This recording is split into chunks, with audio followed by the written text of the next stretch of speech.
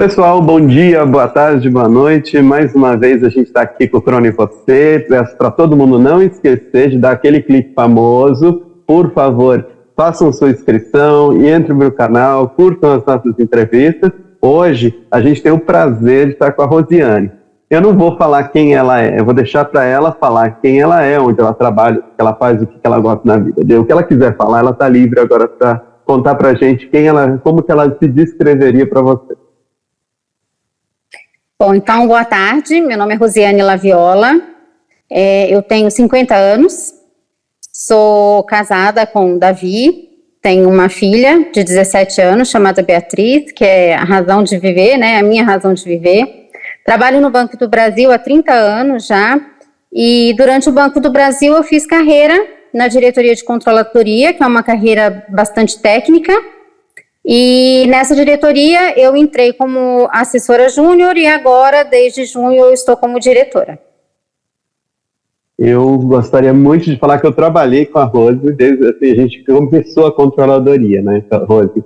Quando a gente começou a trabalhar junto, a Rose estava junto comigo, a gente estava criando a controladoria. A controladoria do Banco do Brasil foi criada, acho que há mais ou menos uns 20 anos atrás, 25, né? 95. 95. E isso. A gente teve o prazer de estar nesse começo. Conta para mim, Rose, como foi a sensação de participar da criação de uma diretoria? Então, quando eu vim para a controladoria, eu era muito nova, né, recém-possada no banco, tinha acabado os meus cursos de pós-graduação, então tinha muitos sonhos, né, muita vontade de fazer coisas diferentes. E aí cheguei na sede do banco, na diretoria de controladoria, uma diretoria muito técnica, com muita limitação ainda, né, Cosmo, de informação gerencial, estava bem no início, então tinha muita resistência das áreas também com relação à controladoria, porque as áreas tinham aquela incerteza que a gente ia mexer na avaliação de desempenho do banco inteiro, ia definir o orçamento para as áreas, então tinha essa certa resistência das demais áreas do banco. E eu vim cheia de sonhos, cheia de vontade de fazer diferente. E quando a gente chegou, tinham algumas pessoas que tinham essa vontade, né? Essa meio inquietude de ver as coisas e falar, não, isso aqui dá para fazer diferente, dá para agregar mais valor, né? Então foi aí que a gente começou a, de fato, fazer coisas diferentes, muito com o auxílio de tecnologia, porque sem informação gerencial a gente não consegue fazer nada, a gente não consegue colocar em prática as nossas ideias, né? Então tem que ter um suporte tecnológico muito forte para poder gerar as informações que a gente precisa, para induzir os comportamentos que a gente quer. E de lá para cá a gente teve muita evolução nesse sentido, né? Evolução de tecnologia, evolução de informações, evolução de modelos estatísticos, e isso nos permitiu, de fato, colocar no papel aquelas coisas e aqueles anseios que a gente tinha quando era mais jovem e chegou aqui na controladoria. Para vocês terem uma ideia, as pessoas hoje olham para o computador, olham para uma controladoria, olham para um dado e falam assim, nossa, isso é fácil. Há 25 anos atrás não era nada fácil, gente. O computador não era como é hoje, as informações eram difíceis, eram poucas, eram truncadas, assim, às vezes um computador para falar com outro era difícil, era tudo coisa complicado. Então a gente estava num momento ousado de querer achar que podia controlar, acho que na época já eram 5 mil agências, né? E uma controladoria, ela faz análise de desempenho. O que a gente faz? A gente que primeiro faz o orçamento, que a gente impõe as metas e a gente controla a execução das metas. Então não é um departamento, quando que é criado, que ele é muito amado, porque na realidade é ele que coloca aonde que a gente quer chegar. Só que ele que é a válvula propulsora das mudanças e dos crescimentos. É isso, Rose, a gente pode falar isso? Isso mesmo. E assim, é uma área bastante técnica e na época a gente estava também as visões, né, Cosmo? Assim, a gente tinha uma apuração de resultado muito incipiente, né, uma informação por prefixo, mas a gente não tinha informação de canal, a gente não tinha informação de carteira, e o banco também foi evoluindo ao longo do tempo com modelos de atendimento de clientes e foram surgindo necessidades novas no banco inteiro, da controladoria poder se posicionar e poder ajudar essas soluções, essas necessidades novas, né? Então, gerou um monte de desenvolvimento, da gente colocar coisas novas e instigar as pessoas a pensar diferente, a fazer novas coisas, de fato, para que a gente pudesse evoluir junto com as novas necessidades que o banco vem enfrentando aí ao longo do tempo e que são cada vez mais frequentes, né? Cada vez mais rápidas. A gente está num mundo em evolução e cada dia surge uma necessidade diferente e a gente aqui na controladoria, a gente é muito instigado nisso, né? Esse inconformismo de saber o que a gente está fazendo, se a gente precisa fazer daquela forma e se a gente realmente precisa mudar, né? Ou criar novas visões, criar novas coisas que de fato tirem as unidades da sua zona de conforto. Então isso é muito legal, porque você passa também a deixar de trabalhar naquele dia a dia em coisas rotineiras, né? E passa a trabalhar com construção, com coisas novas, que num determinado ponto isso gera uma ansiedade, porque você está lidando com o incerto, então isso gera um certo medo nas pessoas, mas quando a gente consegue construir, consegue colocar em prática e consegue ver aquilo que a gente sonhou se reverberar, isso é muito motivador, né? E a gente acaba tendo um círculo vicioso mesmo, porque a gente quer fazer sempre mais coisas diferentes e sempre agregar mais valor e se sentir importante. Eu acho que foi muito bom a gente ter tocado nesse assunto, porque a gente vem lá de trás e a gente criou muita coisa. Eu falei com o Marco Mastroianni e vou falar com a Gabriela amanhã, nós éramos uma equipe, né? E nós éramos até conhecidos exatamente porque a gente tocava na ferida das pessoas, porque a gente estava exatamente nesse primeiro momento. E a gente estava falando, o Marco até deu uma resposta que você vai adorar. Eu falei assim, a gente saía do quadrado, ele falou assim, a gente nem quadrado a gente tinha, tá? E acho que a controladoria, eu fiquei muito tempo com vocês, e a gente sempre foi aquele bichinho que cria coisas que provocam os outros a ter que criar e correr atrás. Você acha que, as pessoas acham que a área técnica como a controladoria não tem essa imaginação, essa criação. E eu discordo completamente, porque é a área que instiga todo mundo a ter que mudar. Você não acha que é verdade isso? É isso mesmo. E assim, o nosso papel é esse mesmo, né? É a gente gerar informações para que as áreas tomem as devidas tomadas de decisão, né? Não é a gente que toma a decisão, mas a gente assessora muito as áreas numa correta tomada de decisão. Então, a gente tem que sempre se reinventar e sempre instigar coisas novas, porque às vezes, ou na maioria das vezes, isso não vem das próprias áreas. E eu acho que a DIRCO, ela tem, a controladoria de qualquer empresa, ela tem muito esse papel, que eu acho que é muito nobre, sabe? É a gente identificar, através de estudos, através de análises estatísticas, através de modelos preditivos, a gente identificar oportunidades que talvez ninguém esteja vendo, ou identificar algum problema que no futuro vai ser bastante sensível e pode gerar um impacto financeiro relevante para a empresa, e a gente identificar isso e levar para os órgãos competentes para que eles discutam de fato o assunto e tomem ações antecipadas para evitar esse tipo de impacto, né? Então eu acho que esse é o principal papel da controladoria e isso me motiva muito a estar sempre buscando essa instigação, sabe?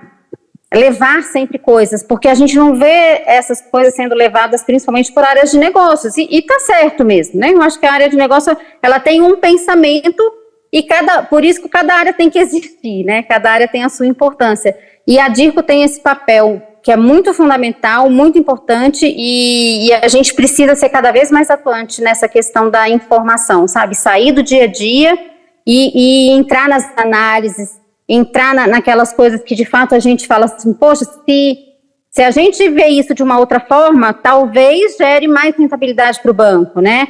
Se a gente identificar um modelo de atendimento diferente, vis-a-vis uma determinada rentabilidade que aquele segmento gera e o custo que ele também gera para ser atendido, talvez a gente consiga alguma coisa melhor, alguma coisa mais rentável. Então, esse que eu acho que a gente precisa sempre prosseguir nessa direção. Alguns anos atrás, eu ainda estava com vocês e a gente provocou bastante dentro do banco uma mudança com uma coisa que chamava projeção contínua.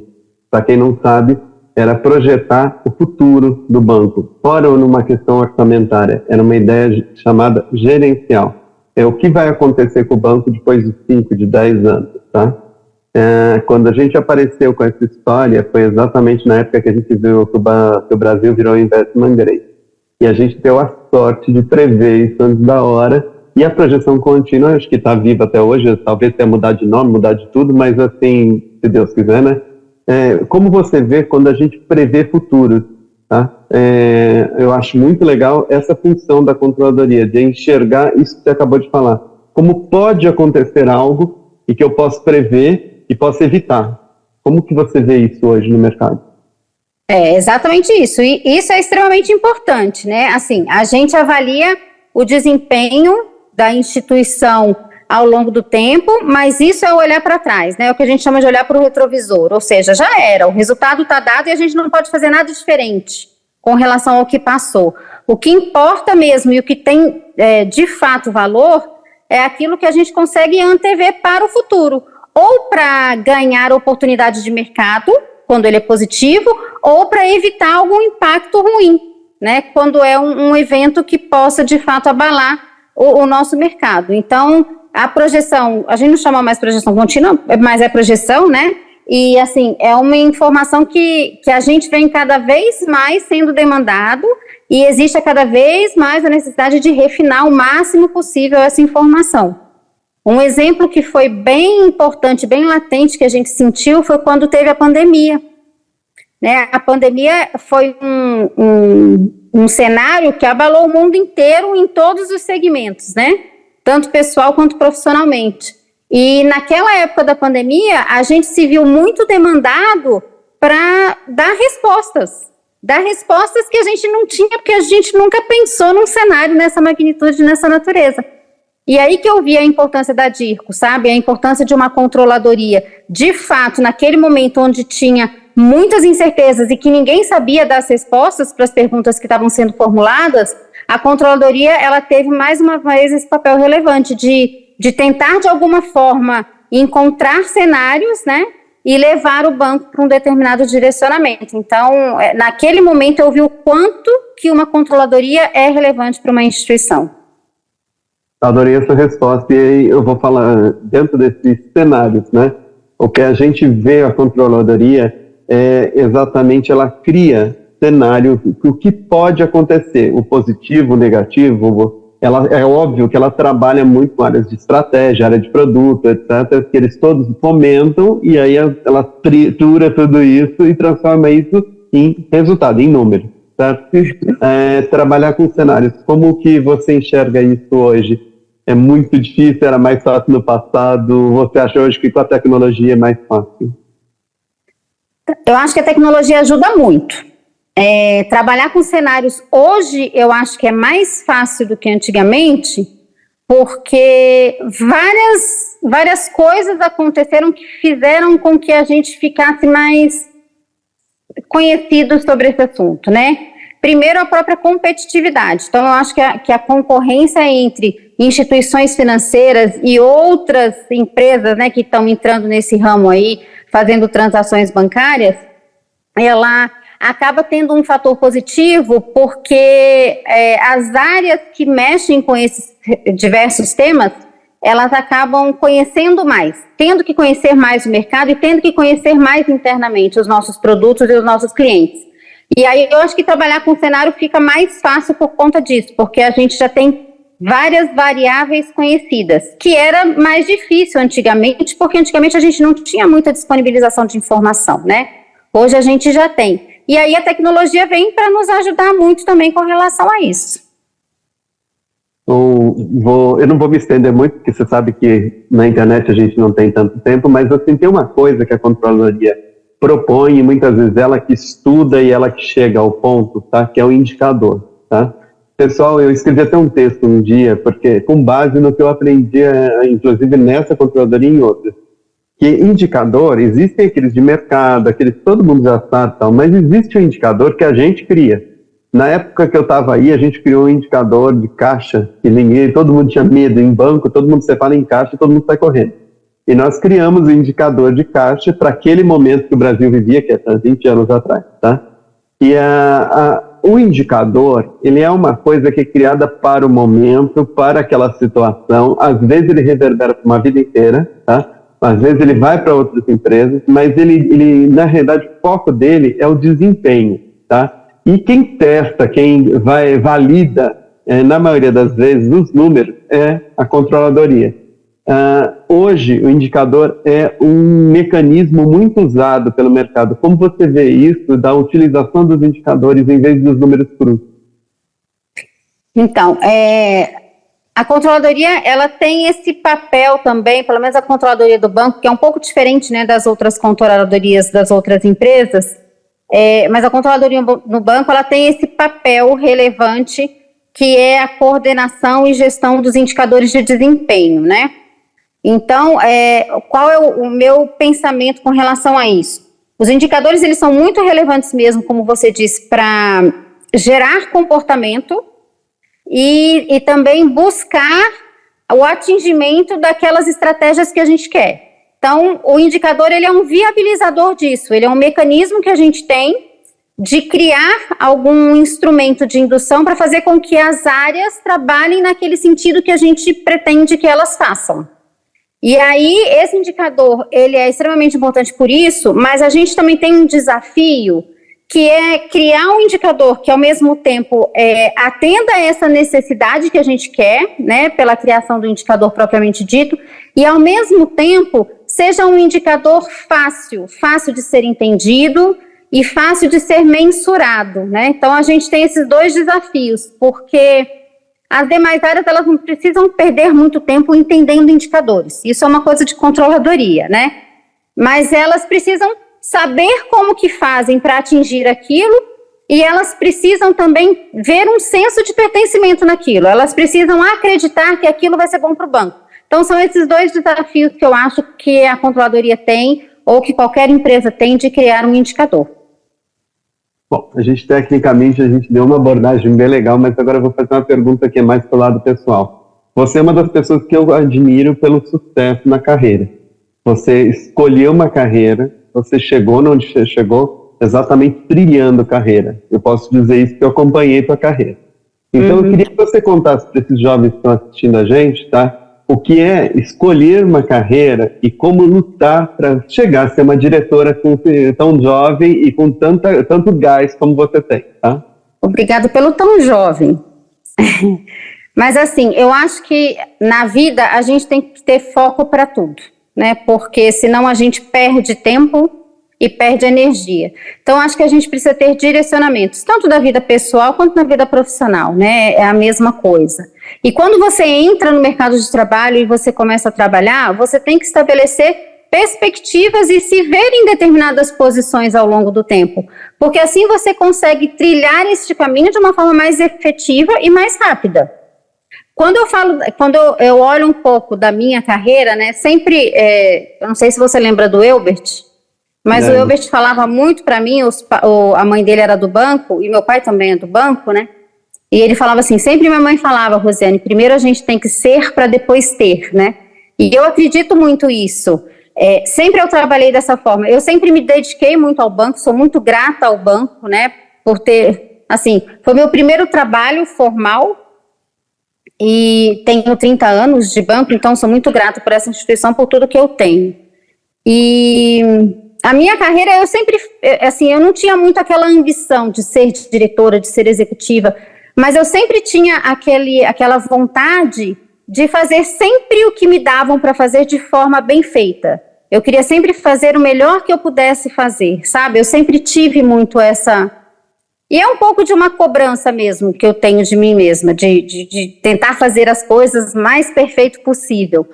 E isso foi me levando a cargos, porque assim, eu fui criando maturidade, eu fui adquirindo conhecimento, eu fui criando a minha importância e o meu reconhecimento e as coisas acabaram acontecendo. Mas de certa parte, eu acho que foi um foco, assim, meio que indireto, mas foi, porque assim, você tem que ter ambições na vida. Porque quando você fica muito tempo estagnado num determinado momento e você não tem mais desafios, isso acaba te desmotivando. Então, eu acho que quando você pensa em sucessão, né, você tá buscando de fato desafios novos, né? E quanto mais você sobe na empresa, mais pessoas você leva consigo. E aí você consegue impactar mais pessoas, né, naquilo que você acredita. Então isso foi muito bom para mim nesse sentido. Legal. Eu acho Mas muito eu queria legal falar uma coisa, Cosmo, um pouco com relação às mulheres, sabe? Porque, assim, quando eu olho a minha carreira, eu vejo, assim, eu me orgulho muito dela, né? Porque eu entrei como assessora júnior e ocupei todos os cargos e agora estou como diretora. Mas, como a gente falou, a controladoria sempre foi uma área muito técnica. Então, é uma área muito presidida por homens, de modo geral, né? E quando eu ia participar de reuniões técnicas, na maioria das vezes eu era a única mulher. Então eu queria dar um recado para as mulheres, né? Para as mulheres, primeiro, se cobrarem menos, acreditarem mais em si mesma, né? E se desafiarem mais um pouco, porque quando a gente quer fazer bem feito as coisas, tudo é possível, sabe?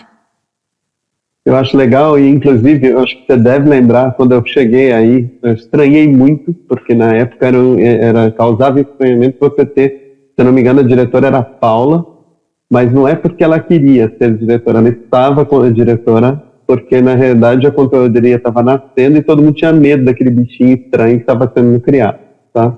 Mas logo em seguida ela saiu, e dali em diante eu só vi homens mesmo. E eu vi muitos homens e, assim, principalmente, eu acho que é muito relevante você falar sobre isso, porque as pessoas acham que a área técnica não é para mulher. E eu convivi com você e com o Gardênio, primeiro a gente foi uma equipe, e o Marco dava um gás pra gente absurdo. E a gente saía do quadrado mesmo, e a gente botava o dedo na ferida e provocava muita gente. E isso, como você vê isso? Porque não foi fácil, eu lembro da época, a gente tinha que enfrentar, era um dragão para a gente chegar nos lugares e falar. Mas isso faz toda a diferença, sabe? Porque quando a gente tem um líder que nos apoia e que acredita na gente e que passa adiante as nossas ideias, as coisas ficam mais fáceis. O Marco, ele teve muito esse papel, né? Ele sempre foi um líder que dava muita autonomia para a gente, acreditava muito no nosso trabalho, né? Ele acreditava muito nas coisas que a gente levava para ele e ele defendia e passava adiante. Então, assim, ele tentava buscar implementar aquilo porque ele também acreditava que aquilo era o melhor para o banco. Então, quando você tem um tipo de liderança desta forma, isso facilita muito, né? Facilita muito a implementação de coisas novas, de coisas diferentes e desafiadoras, e facilita muito também a sucessão das pessoas. Porque esse tipo de líder, ele não cresce sozinho, né? Ele vai empurrando, ele vai trazendo consigo as outras pessoas. Então, esse tipo de líder é muito importante. E a gente precisa preservar e incentivar mais a criação desse tipo de líder. Para encerrar, eu acho que eu vou só te pedir uma avaliação. Hoje, estou vendo você diretora, estou vendo uma presidente do Banco do Brasil diretora, né? Mulher. Isso te dá orgulho, isso te traz um retorno bom do que possa vir pela frente para as mulheres? Traz. Inclusive, assim, falando muito de banco, né? O que a gente tem percebido desde que a Tarsi entrou e ela começou a presidir o Banco do Brasil, a gente tem olhado muito para essas questões, né? Para essa questão de diversidade, não só diversidade de gênero, né? Mas diversidade de todas as outras diferenças. E a gente sabe que isso é importante, não é uma coisa utópica, né? A diversidade, ela é importante para todas as organizações, porque quando você tem um fórum de discussão com pessoas diferentes, com certeza essas discussões elas vão ser muito mais ricas, porque você vai ter diversos pontos de vista. E aí, quando você tem vários pontos de vista sendo colocados, você consegue avaliar do ponto positivo e negativo todos eles. E você acaba tendo uma decisão muito mais robusta do que se você tivesse pessoas que pensam da mesma forma. Então, eu acho assim, a diversidade dentro do banco é uma coisa que não vai acontecer de um dia para o outro, né? É uma coisa cultural do mundo inteiro. Então, assim, a gente vai ter um chão ainda pela frente para que a gente tenha uma diversidade perfeita, mas eu estou muito otimista com o que eu estou vendo a partir da posse da Tarsi, sabe? Ela tem dado muita importância para esse assunto e o banco realmente tem feito bastante coisa para a gente tentar minimizar essas diferenças. Eu vou dar um depoimento e pedir para você complementar. Quando eu fui para a controladoria, eu era um paulista. E numa das primeiras reuniões do Marco, quando não era o Marco que era o diretor, acho que era o Navarro, eu não lembro direito quem era. Mas, assim, foi uma época que, para formar uma diretoria, foi gente do Brasil inteiro. Eu acho que você lembra disso. E teve uma reunião, que eu não lembro se você estava ou não, que tinha gente do Rio Grande do Sul, do Acre, do Nordeste, tinha gente todo lá. E cada um falava de um jeito. E aí começou a reunião, uma pessoa começou a falar, outra completou, só que era tão... a gente está no mesmo país, mas eu tinha palavras que eram típicas de cada estado e jeito de falar, um rápido, outro de... Teve uma hora que quem estava presidindo, cuidando da reunião, virou e falou assim, cara, é maravilhoso isso, porque estão vindo ideias tão diferentes de tanto lado, mas só que está difícil de entender até, porque as pessoas falam diferente, né? Isso mostrava para mim que aquela diretoria estava sendo conduzida com diversidade, tá? Isso, então é um depoimento de uma coisa que a gente viu acontecer há 25 anos atrás. Era uma entre quase nenhuma diretoria que tinha só que ela reverberou de tal forma que a gente conseguiu construir coisas que, para quem não conhece, não sabe, mas a gente construiu muito, né? Então, como foi para você viver aquele momento? E hoje você já disse que está vendo uma mudança, mas assim, foi bom viver aquilo? Foi bom viver aquilo, assim, depende muito das pessoas, né, Cosmo? Tem pessoas que se assustam e tem pessoas que se empolgam, né? Eu gosto muito, assim, sempre quando tinha projetos novos na controladoria, eu sempre quis participar de alguma forma, né, na construção e criar, assim, sair do zero, sabe? Eu sempre tive essa vontade e eu sempre gostei de fazer. E quando você parte do zero e você traz pessoas diferentes com você, é muito legal, né? Porque você aprende tanto com essas outras pessoas, principalmente quando você é líder de um grupo diferente. Porque você tem que ser líder personificado, eu acho, né? Eu acredito nisso. São pessoas que são diferentes e você tem que tratar diferentes as pessoas porque elas têm culturas diferentes, elas têm anseios diferentes, elas têm valores diferentes. E a gente precisa potencializar isso para que essa pessoa fique o mais motivada possível e, ao mesmo tempo, produza o máximo possível, né? Então, assim, é o extrair o melhor que a gente pode de cada pessoa. E, para isso, a gente precisa respeitar a individualidade de cada pessoa. Eu acho que a gente já deu o recado. Eu queria te agradecer demais por ter participado com a gente, tá? Eu que agradeço pelo convite. A gente fala mais de novo sobre outro assunto, ou sobre assuntos mais técnicos ainda, a gente já falou bastante. Queria te agradecer e vamos até a próxima, tá? Obrigada, Cosmo. Muito obrigada pelo convite. Estou à disposição. Obrigado. Vamos fazer o seguinte, gente. Vamos clicar, vamos se inscrever no canal, vem participar. E tendo alguma ideia, tendo alguma pergunta, manda para a gente que a gente questiona algum convidado naquele sentido. Obrigado e até a próxima. Obrigada.